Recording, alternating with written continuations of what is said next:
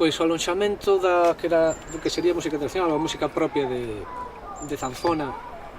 foi precisamente encontrar un lugar ermo, baleiro, de onde eu poder experimentar, onde poder eu recrear a miña música e encontrar lugares que non existían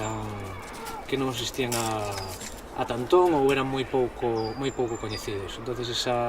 alonxamento permitiume chegar a sitios onde eu non podera chegar de outro xeito. Realmente foi a experiencia na Omega, na Orquestra de Música Espontánea de Galicia, que a raíz da práctica, da improvisación libre, eu pude descubrir moitísimo da propia organoloxía, das propias posibilidades, dos propios límites do instrumento,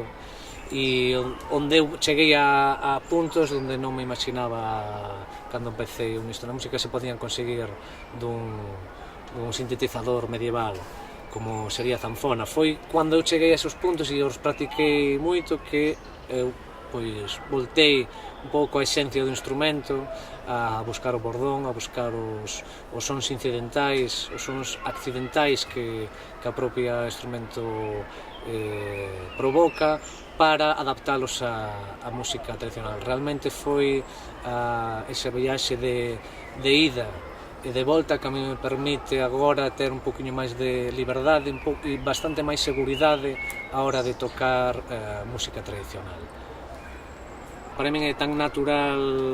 que se improvise na música tradicional como era para os que practicaban música tradicional espontánea antes de que fose fosilizada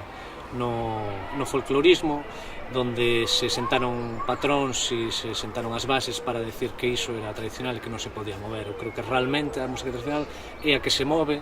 e a que se pode identificar con rasgos comuns dun lugar, dunha manifestación social, cultural, do